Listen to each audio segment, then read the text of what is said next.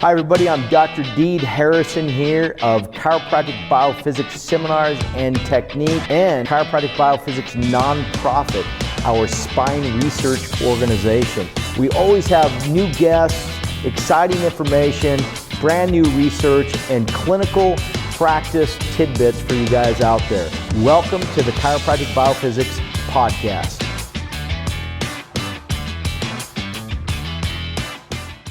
Let's rock and roll. Welcome, Chiropractic United with Dr. Deed Harrison of CBP, Joe Ferrantelli, Poshcro, me, Fred DiDomenico of Elite Coaching. And we are post-annual. I heard it was a great event. Unfortunately, I couldn't make it, but got tons of texts, tons of accolades. Felt like I was there blow by blow, and you guys really did an amazing job. Yeah, it was awesome. We had quite the crowd. Wouldn't you say, Deed? Yeah, the annuals are always the culmination of the year's work, even though it's not at the end of the year. And from putting on conferences, Joe and Fred, every conference is a lot of work, but the annual's just a shit ton of work. Because it's not your normal conference. It's updates for the whole year and research. It's past, present, future, trying to tie it together and just trying to give somebody something new for the docs that have been there. Like you said, I think, Fred, you said this is the only annual you missed in the last 15 years, right? Right. Yeah.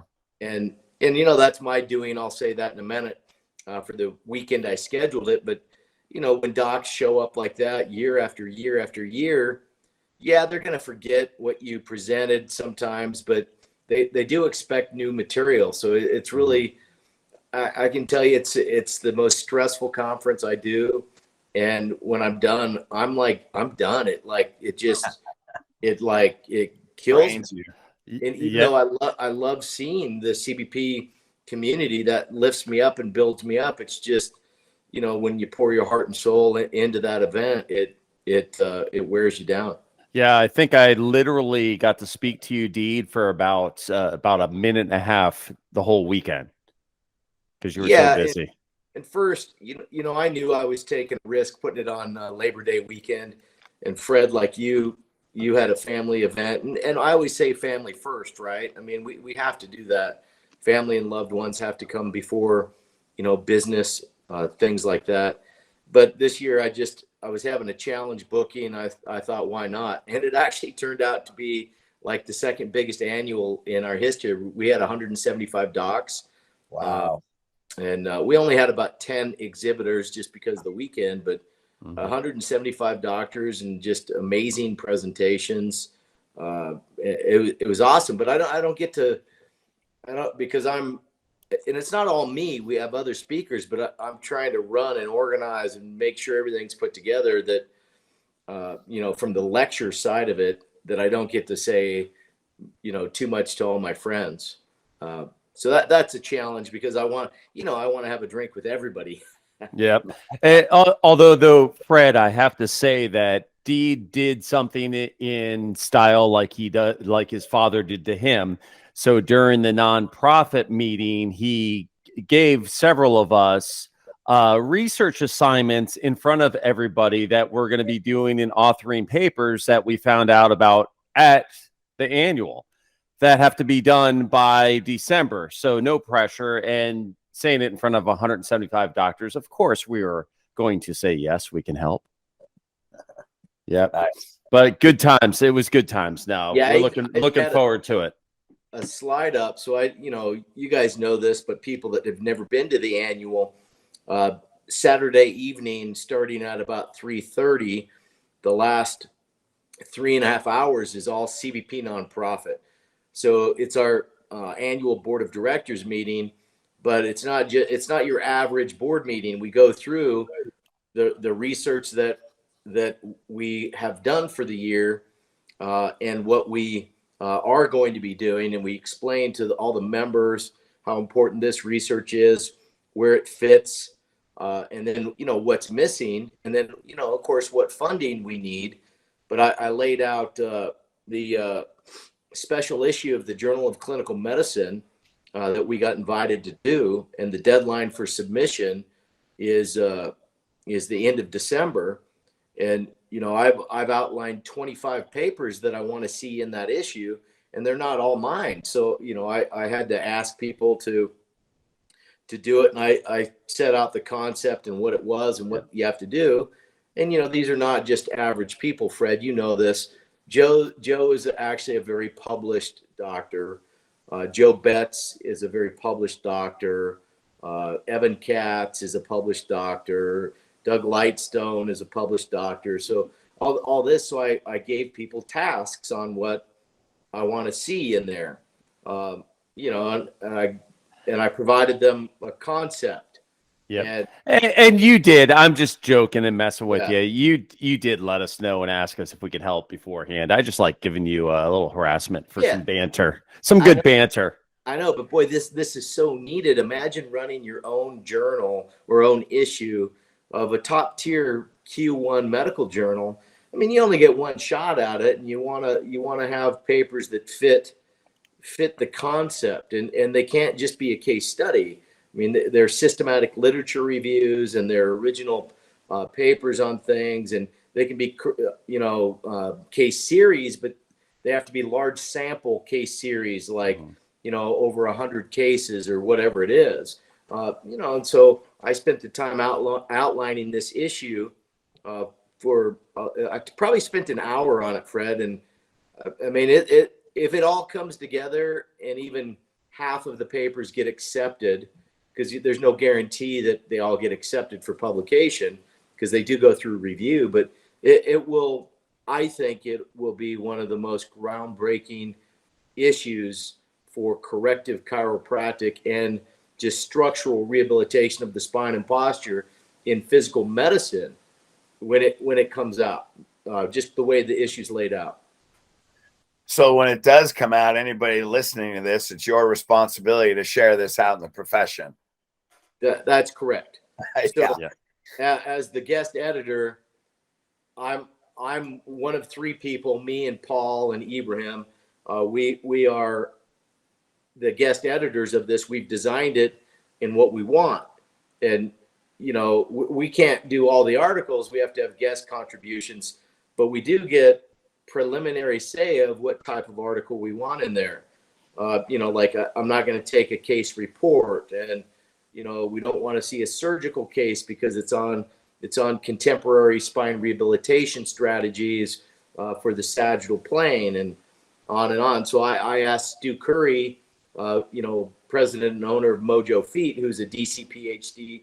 I asked him if he had anything on from his PhD on foot biomechanics and orthotics and postural issues that he might be able to contribute. So he's getting together with his team, and, you know, so this will be cutting edge information.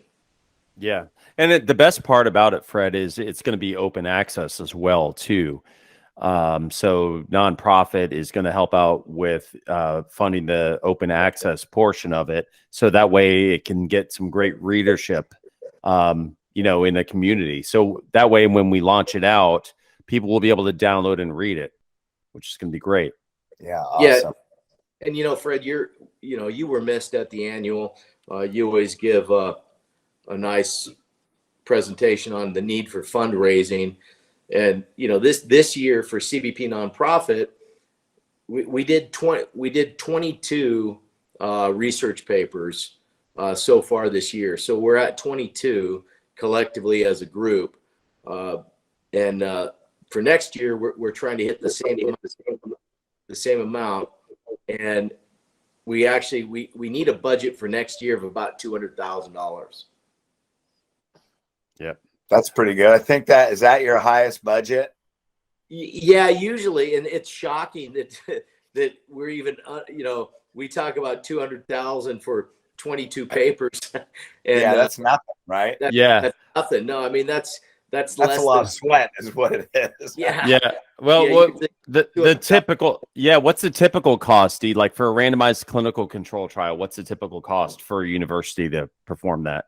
Yeah, it depends on where it's being done. You know, some universities, and depends on the size of the you know, team needed and the sample size. But, you know, they're anywhere from $250,000 up to $5 to 5 to 10 million, but that's because people are getting paid a lot, and everybody puts their hands in the pots, right? And so, I mean, we're talking, we do, I don't know, 2 to 4 randomized trials a year with our group in Cairo and the United Arab Emirates, and of course that's funded through the university. So, it doesn't have to cost that much money to do research. Mm-hmm.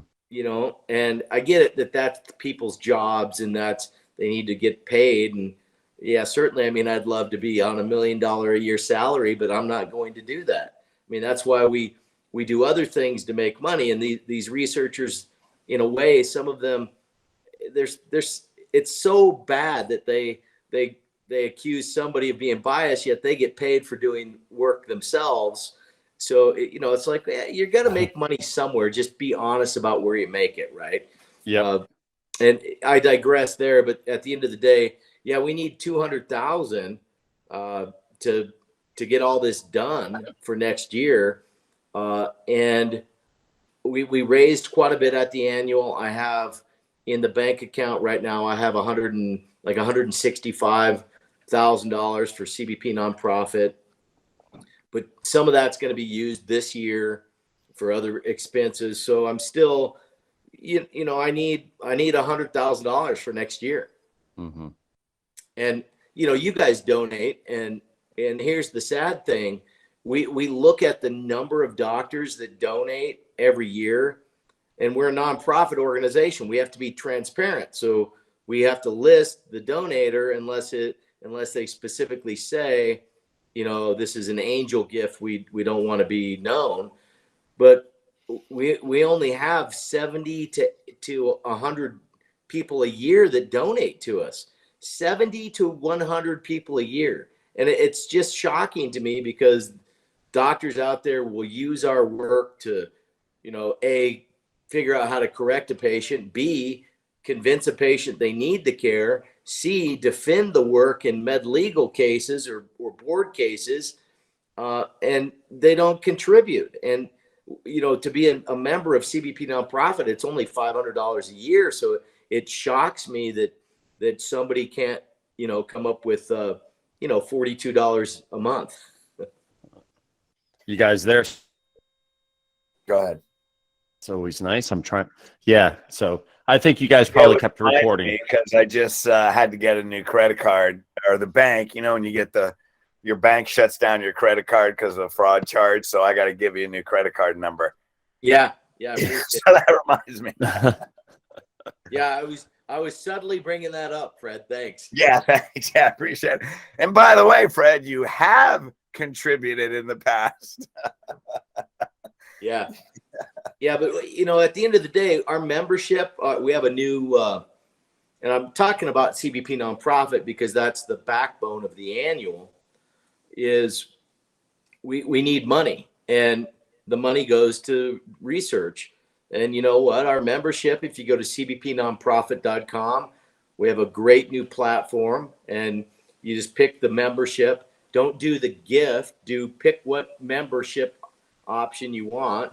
Your silver, gold, platinum, diamond, or double diamond, and you just pick your gift level. And if we had 1,000 doctors doing 500 a year, that's 500,000, and that would exceed, if not meet, all of our research goals for the year.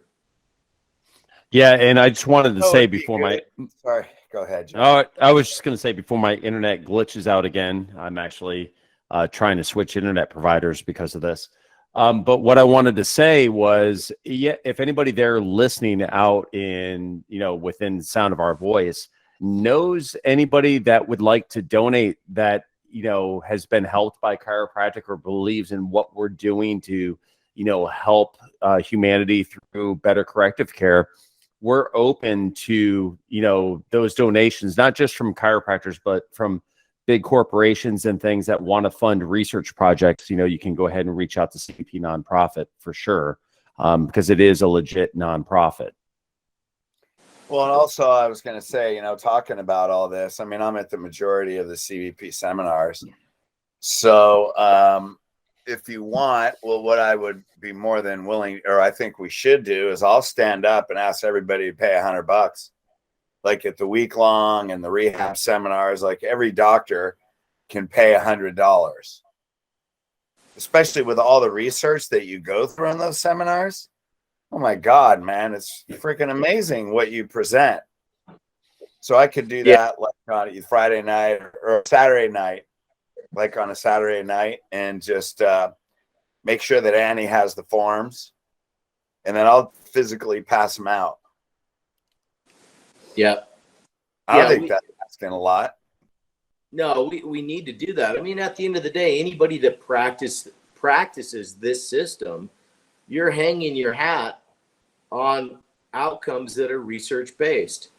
And, you know, you should give back to that organization. So, you know, I'm going to put a challenge out to the doctors. I mean, I want to get to 400 peer-reviewed publications by the 50th annual. That's in 6 years. And, you know, we don't get paid to do the work. I mean, I get paid indirectly from the seminars and things like that. But, you know, those are products that we design that are tried and true. And somebody's going to sell them. We sell them, and you know, we don't even have to do research. That's the funny thing is the vast majority of companies out there, they don't give a shit about doing research on their products. They say clinically tested, which means it's not published. You know what I mean? But anyway, it's like anybody out there that's doing CBP technique, you need to support the research. It's $500 a year. We should hands down have 1,000 doctors donating every year, $500. Yeah, it's not that much. We're doctors. Right. You know? Exactly. Well, we'll make that commitment to get that done. Yeah, I mean, huge donators. And this is public knowledge. And it's not that I'm not bragging about somebody, but I want to acknowledge somebody. You know, Dr. Dan Kraus donated $14,000 this year. I mean, huge. I mean, he literally, you know, stepped up and saved us. And me personally, I put in 12,000 for me to do my own work, you know. You pay to do your work. Yeah. It's like, well, what am I going to do today? Well, I'm going to pay to do the work that needs to be done because there wasn't enough money into it. So at the end of the day, you know, Paul Oakley's getting his PhD in biomechanics, and we need to do some research that he's going to use as part of his PhD dissertation, and that's equipment based. And you know, we had to have that, so I'm just, you know, I fund it. So anyway, you know, that was the annual was amazing. I just want to say that we'll talk about the two keynotes in a minute, but the doctors on Sunday that did their advanced case reports. I had 7 doctors do their advanced case reports, and they were amazing. They were some like really fantastic changes too. Yeah. You know, these doctors have taken all 15 CBP courses, and then they don't have to, but they decide to show their peers at the annual that they've mastered the technique, and they have the equipment in their office, and they go through a case. And some of the cases are very challenging, and some of the cases don't get optimum correction, but they get enough to solve and improve their health disorder. And there were neck pain and headaches. There was nocturnal enuresis, bedwetting. There was seizures, low back and leg pain. There was physical change in degenerative disc height that would have blown you away, Fred. I mean, like some of them you see and you're like, it's not really a change. No. This thing like totally changed. That's remarkable. Yeah, with long-term corrective care. You know, we saw full spine changes. We saw cervical changes, and just, you know, people doing the right thing for the patient that needed that type of care. And they were just amazing presentations. Powerful, man. You know, this spinal correction is the most powerful anti-aging system. You know, the anti-aging industry is billions and billions of dollars, right? And this literally, I mean, you're talking about rehydrating, increasing disc height. It doesn't get any better than that. Changing curves, taking stress off the cord, and increasing disc height. Yep. Yeah. 100%. That's amazing. Yeah, it was very cool. And then Tim Norton and Mike Underhill did case presentations for me under my session that I moderate Sunday. And they discussed cases that were involved in a motor vehicle crash collision where we had x-rays before, so you could see what their neck looked like before the crash, and then showed what the crash did to the alignment of the spine. And in all the consecutive cases that Tim Norton showed, there was true profound abnormalities in the cervical spine as a result of the motor vehicle crash collision. So, I mean, it's like, it's black and white. You can't go, oh, you know, the patient was malingering the shape of their neck on the x-ray. I mean, you know, it doesn't work like that. And then, you know, reestablishing the neck curve to pre-injury status, because you know exactly what the, you know, original alignment was. So Tim did a really, really cool case series. I think it was 7 to 10 patients that he had in it. Really good. Awesome. Yep. Cool, man. Go ahead.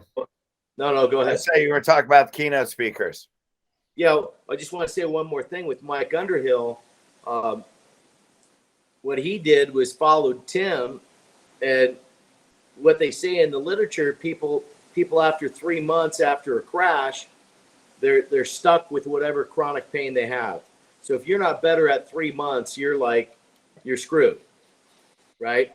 And so Mike Underhill went through consecutive cases in his office where they had pain for longer than 3 months when they came in. And then he showed their neck problems, corrected them, and then showed like consecutive serial improvements with long-term follow-ups. I mean, it was like amazing, right? Yeah, that's great. And then there was 2 keynotes. Chris Centeno, Dr. Chris Centeno, the MD out of Colorado that does the Centeno and Schultz orthobiologics. He gave a presentation on basically management of complex instabilities in the upper cervical spine and original injection techniques through the mouth, through the soft palate in the back of the throat, injecting the upper cervical ligaments to achieve stability when there's torn ligaments. I mean, the guy is a pioneer. He's brilliant. He's humble. Amazing cases that he presented. He's got large trials that they've done and are doing. And it was a very cool presentation. And then Evan Katz followed that with the CBP management side of it, right? That's pretty intense. Yeah. Yeah, super cool. Yeah, injecting the upper cervical ligaments. Right. That's And then innovator. And then, you know, some people that don't know me, they get a little offended by me, because at the end of Chris's and Evan's presentation, and I don't mean to insult them, they're both doctors, high quality, but Chris and Evan, I got up there and I said, don't be a dipshit to the CBP doctor community. I said, do not take these injury cases and do compression, extension, traction. If they just got an injection for instability, don't do high load extension compression. Do like 2-way traction, do the Denerol, do easier types of traction without hyperextension compression. I'm like, guys, you know, there's times when doctors are not following, you know, what we should be doing here. Like, you know, Centeno and his partner Schultz will refer out to a CBP doctor, and then the patient starts getting exacerbations because they're doing stupid shit. And you know, the chiropractor doesn't realize that Centeno and Schultz know a ton about what they're doing. They know a ton about CBP because they are actually, you know, Centeno even said he's a CBP fanboy, you know? Yeah, Like, he did. yeah, and here I am. I'm a Centeno fanboy, but he's like, yeah, but it's got to be done right, you know. So, Mhm. you know, you're talking about smart, savvy medical doctors that know what type of traction to do for the neck, and the CBP doctor community needs to get on board with that. So then the real question is, which is minor, did you actually say, don't be a dipshit to 175 docs? Yeah, of course. I did. Did I not, Joe? Yep. Yeah. Yep. Yeah, He does. That's definitely a pattern interruption right there. Right. And, you know, I have no problem saying that, because what if that happens, that's a reflection on me. Oh, yeah. And then I'm like, I didn't teach you to do that. Right. I mean, it's a contraindication in our 2020 book chapter, the peer review chapter we did in Intech Open. It says that if you have instability in the upper neck, don't do compression, extension, traction. It's written in the peer reviewed literature. Yeah, and a lot of times these doctors that make this oversight are ones that took seminars years ago and haven't kept up, and so they're not refreshed on it, and they've been doing 1990 CBP where everybody got that that type of traction, and Right. so that's one of the Yep. Sorry. After coaching a bunch of docs, people follow a structure and they don't think like a doctor, even with scripts or something. It's like, look, pay attention to the patient in front of you. And it's the same thing, because I go through recommendations with CBP recommendations, the 36 visits and bring people into CBP. And it's like, they sometimes they just don't think. They're very robotic and they're not dealing with the slight intricacies of the individual in front of them. That's right. And, and I want to be clear, I'm not saying that the doctor's guilty of malpractice. What I'm saying is they're not doing the right thing for the person. It's like continuing to do cervical manipulation if somebody's got instability. You're not solving the problem, right? They need to, have that backed off, and you need to do something a little, less aggressive with them so those ligaments can actually heal up, right? And like you said, like, we got to teach them to think, right? Right. So, and then that was amazing. And then Friday, at the end of the night, because I didn't get Dr. Peter McCullough on time for the CE part of the course, but at the end of the CE session, I did a very detailed 4.5 straight hours of CBP new research on Friday with all the randomized trials. And then we did a break at the end so I could meet the CE requirements. And then I brought Dr. Peter McCullough, the famous MD, who's basically become the primary confrontational voice against big pharma and against the government, who's saying these COVID vaccines are dangerous, and he gave a very powerful research-based, just like my presentation, boom, boom, boom, study after study after study, top-tier journals showing how Facebook and Twitter and all these places are deleting them and banning them, and how he got removed from his job for no reason, and on and on and on and on, because he bucked the system. And, you got to realize this guy's a highly published cardiologist, MD internist. He was the editor of 2 top journals in the field of cardiology. Very, very highly published, very well respected, spoken in front of the Congress and Senate, spoken on world platforms, et cetera, et cetera. And he came and presented at the CBP Annual. And he knocked it out of the park. Joe and I and you, Fred, we all keep up with this, but not like this guy. And his understanding is on a way different level. Yeah, he's the Deed Harrison of COVID and those unicorn vaccines. So he definitely knows what he's talking about. And he didn't water anything down when it came to the research. I was thinking before we went in, okay, is he going to, treat a chiropractic community differently than he would have treated medical doctors if they were in the audience. And fact is, no, he didn't with his presentation. It was fantastic. And the best part, I thought, Deed, was he sat in on your presentation as well, too, learning about things that we were doing. And that shows a lot of respect. It really does, for him wanting to learn about what he could do, for himself. That was for me such an honor for him, unsolicited, to come up to me and tell me he was very impressed with my presentation and my knowledge and what we've done as a team with rehabilitation. So much so that he said he wants a CBP doctor. He needs to do it for himself for personal issues. And, and he wasn't just blowing smoke. He was serious, from one researcher to the next. He understood everything I was going through from a scientific perspective. And I mean, it was for me, very humbling. And I'm grateful that he sat through that, because I think we've made a very good connection with him, and we're all allies in this thing together, Mm-hmm. So the question is, do we risk getting thrown off all these podcast platforms to have him as a guest? Yeah.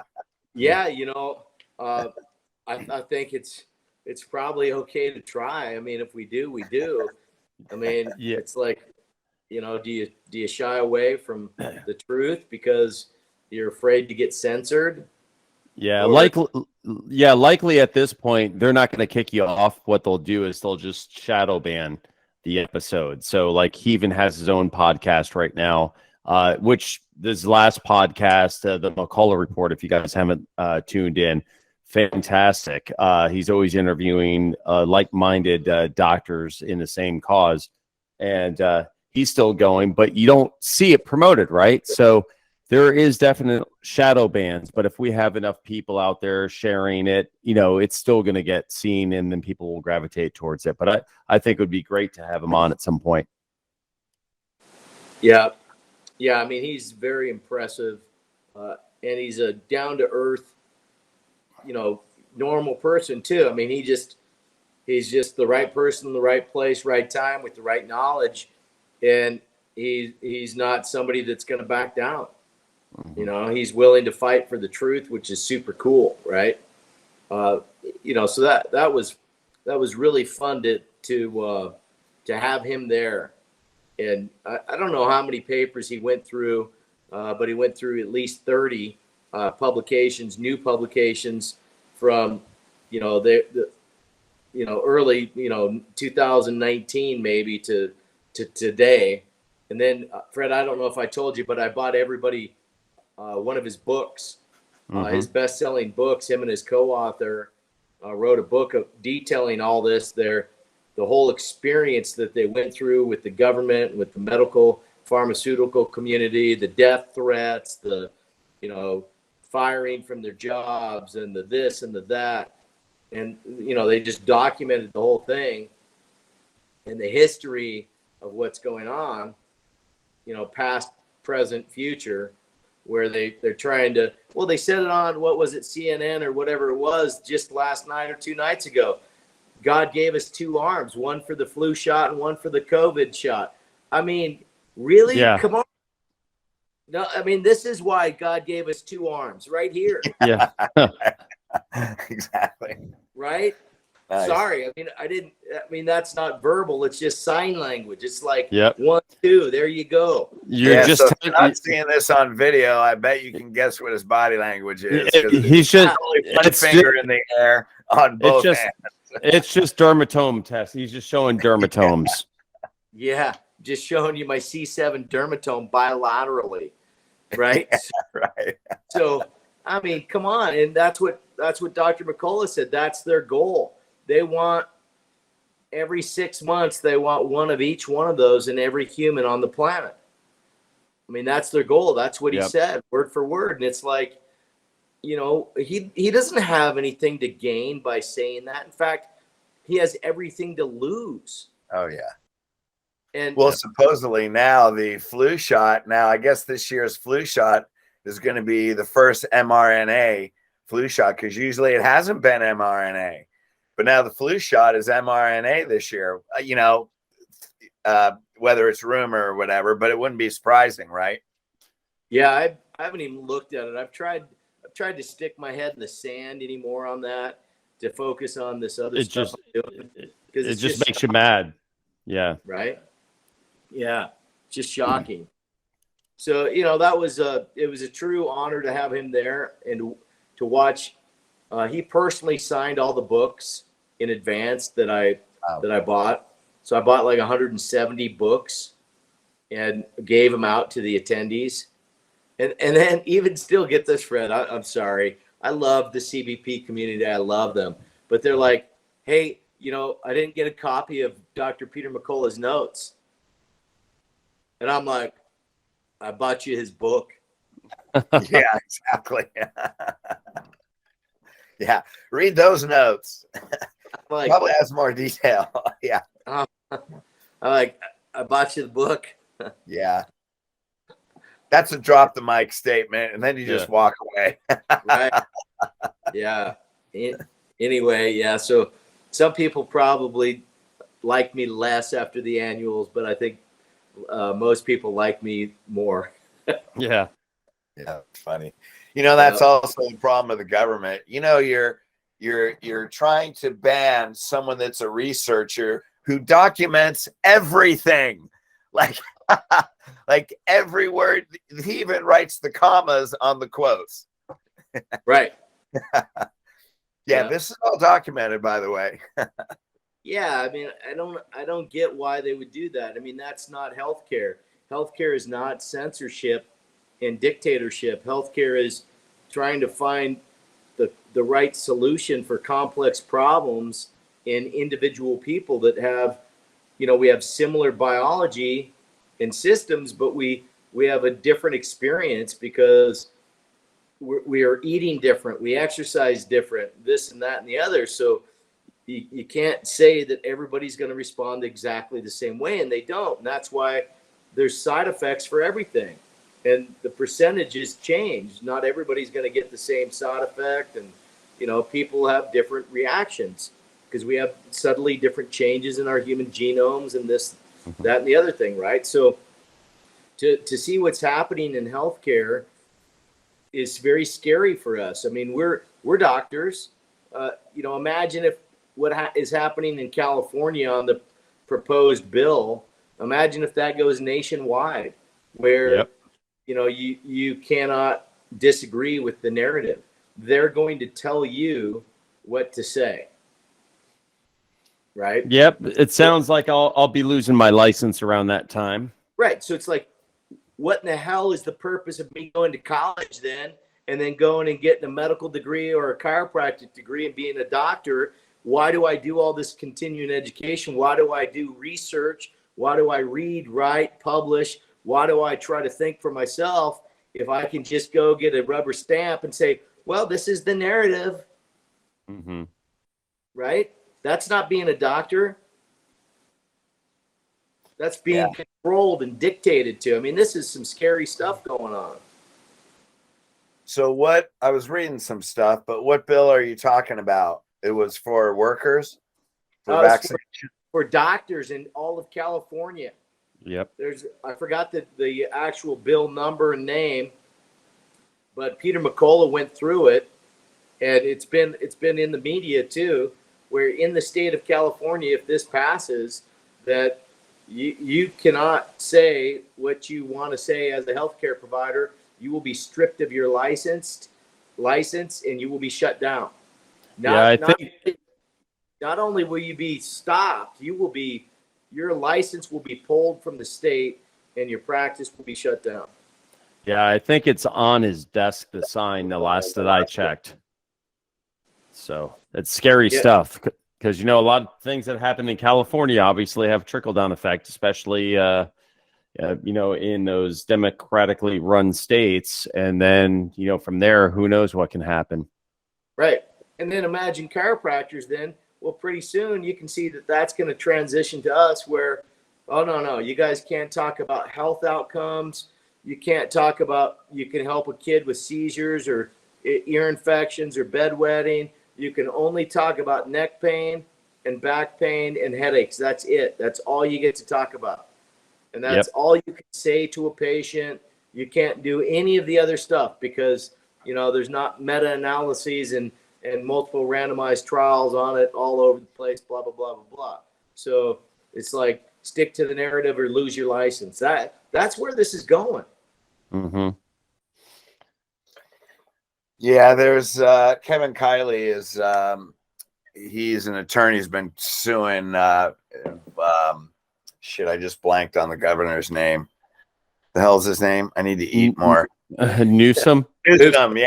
Multiple lawsuits and some things they've actually won where they tried to get kids under 12 mandated and that didn't pass. And then it was getting kids where they didn't have to tell their parents if they got the COVID.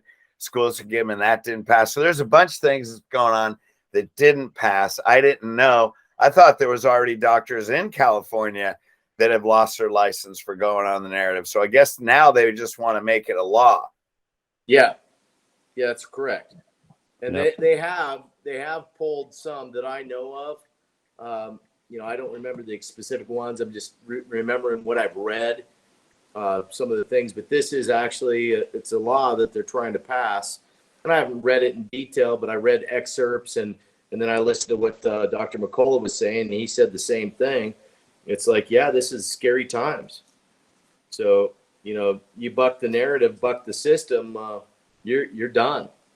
Yeah, it's as of as of October or August 29th, it was on the governor's desk. I haven't followed it to see if it's been passed or not, but it's scary stuff. Right.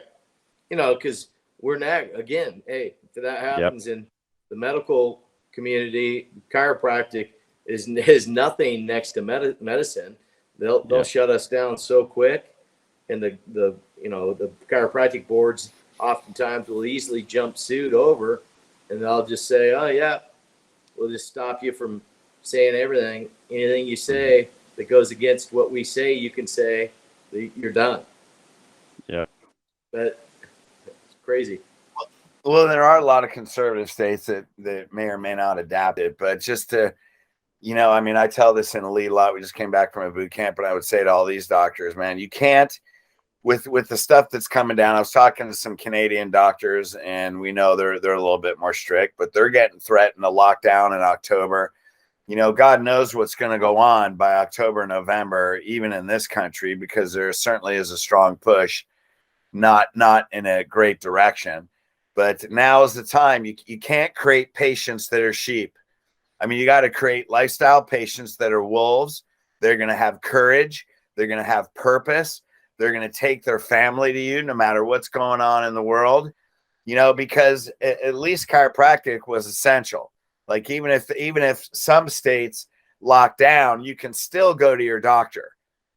And so they need to be coming to you grounded and rooted in the philosophy and spinal correction and what you do in a way that you're creating leaders, not just patients. Yeah. And I know there's doctors that, they'll probably say, well, my patients are good. Well, then my question would be in 2020 when they locked down, did you have patients that stayed home that you thought would never leave? And I would say most of the doctors would say yes.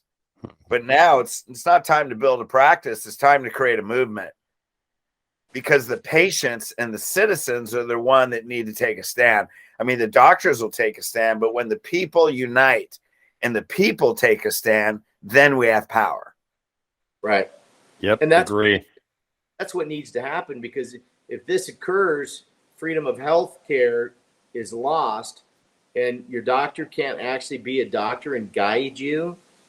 We're all in trouble, man. We are all in trouble. So it's a serious thing. People have to stand up and fight for their freedoms, and it's not a political issue. It's a freedom issue. Right. It's not red, blue, green, black, whatever it is.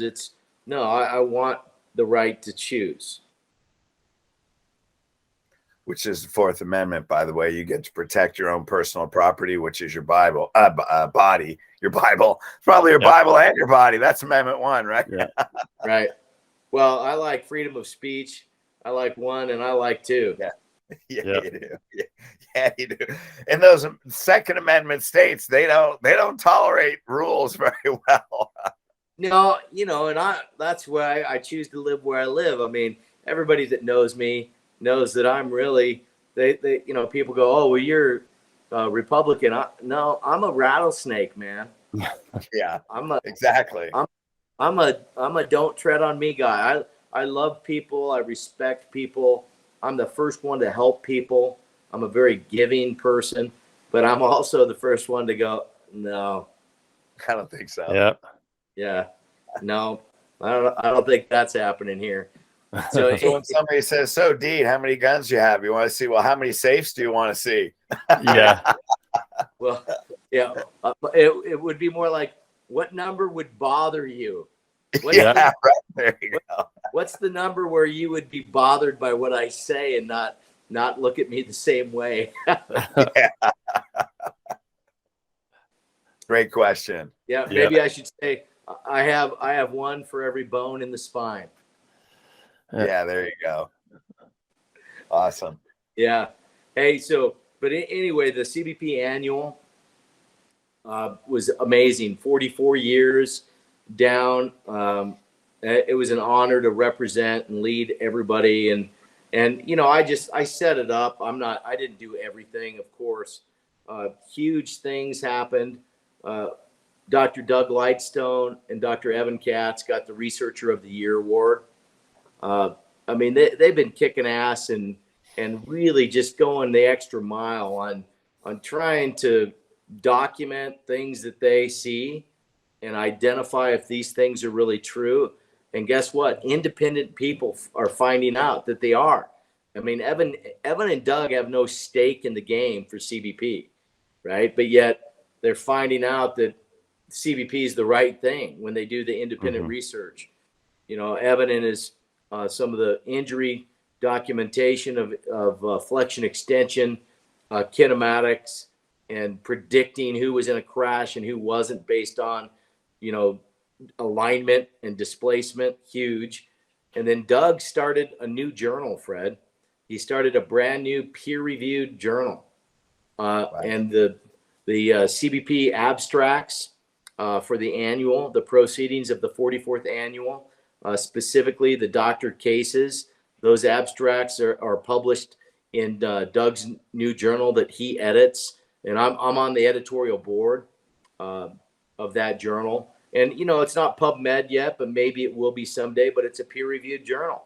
And so the cool thing is the first real publications independently in that journal will be the CBP abstracts from the doctors. So that was awesome. 2 amazing students. One student of the year, and they were really both from Life University, I believe. One was from Palmer, I believe. Oh, sorry, Palmer. Yeah. I'm sorry. Right. Palmer, Florida, I think. I'm mixing that up. Sorry. See, I'm from Life, so I'm biased, and I shouldn't have said that. But yeah, that's right. The young woman was from Palmer, and the young man was from Life University. But I mean, they're the new generation, right? Absolutely the new generation. And for students to come to the annual and then to have the foresight to run the club and, to teach other students and push it is phenomenal, right? And so that, they're future leaders of the profession. To see them step up and do that, we acknowledged both of them. And I don't work with them directly, so it was hard for me to say what they did or didn't do. But Doug Lightstone and Jason Miller work with them directly, and so through them I found out how much they were doing for CBP and for the students down there, and so I awarded them both jointly the Student of the Year, and then we did the CBP Tribe Award awards, which is like internally where you acknowledge your fellow, human in CBP and what they did for you to make sure you became a good CBP doctor. And two doctors gave the CBP Tribe Award, and it was Dr. Chris gave Dr. Tim Fargo Tribe Award. Tim has trained, I don't know, more interns than me. I mean, like 60 to 80 interns. Wow. Yep. That's amazing. Yep. I think he froze there. It's got a windstorm going on. Yeah, I know. It's what it sounds like. So at least it wasn't me freezing this time. Yeah. And we'll see. When we first got on, we got on the wrong length. That they're expecting 70-mile-an-hour winds. They just must have blown a cell tower over. and here I thought it was his microphone. So So much for those 5G towers. Yep. Those need to go down anyway. Yeah, exactly. And then the other Tribe Award was with Dr. John Brown to Dr. Jason Yeager about everything that he had done for him. Yep, he just said his internet is down, so we'll have to finish it. Yep. Nice. And then Chiropractor of the Year to Dr. Jeb with everything that he's been doing with Scoli Care and changing the profession with scoliosis. So it was fantastic, Fred. That you were truly missed, and there was some people that normally would be there, like Dr. Peter Lope, that couldn't make it, that were obviously truly missed. But I'm already looking forward to the next one. There is some hints and some insight that it's a toss-up between Miami or Arizona for the next one. And I'm hoping that it will be Arizona for me because I live in Florida, and plus it's kind of hurricane season, right? So that's bad. It might not be good to do it in Miami, though. If it's not hurricane season, Miami's amazing, but it might be in Arizona. But other than that, I guess we'll start to close. And do you have anything that you want to say in parting words? Since Deed is not here, we could talk bad about him and close. First of all, the last couple of podcasts have been all about the annual, so we'll be moving past that, getting back to studies and doing what research. we usually do. Yes, and we had a phenomenal perfect retention boot camp that was freaking amazing, and how to create leaders out of patients. And we also, if you want to email Elite Coaching LLC at hotmail.com, we're coming out with a new product. It's four communication secrets to get guaranteed family referrals on day 1, day 2. So that's a video training and PDF. We're going to show you how to take a patient coming in with back pain, how to make them lifestyle, how to bring their family in so you can keep their whole family healthy. And that's going to be really important with all the stuff coming on in the world. So that absolutely. Well, then a shameless plug for me. What I demoed for those that were not at the CBP Annual, we are getting close to releasing computer vision for the lateral lumbar, which we did with lateral cervical flexion and extension, where the computer does assisted digitization, just like we do with posture screen. And truly, nobody's doing what we're doing with Posture A. So it greatly speeds up your digitization process. So you'll see that for those of you that are going to our seminar, we have a week-long CBP Basic Certification. There's probably a couple seats left. It's at the end of this month. It starts, when does it start? September 24th through October 1st in Eagle, Idaho. If you want more information on that, just you could email Annie at idealspine.com, but you could go to idealspine.com and click under seminars. If you want to get in touch with us at Posture Co., info at Posture Screen or info at postureray.com. That's how you get a hold of us. Or, of course, you can get a hold of us on Facebook. But that's all I have, Fred. Cool, man. Well, it's always great hanging with you guys. And stay on top of this. If you love these, let the other CBP docs know. And you can go to we're on just about all the platforms. and subscribe, and let's go on this journey together. Love you guys. Sounds good. All right, guys. All right, peace. And okay, so I think it stopped recording. Up.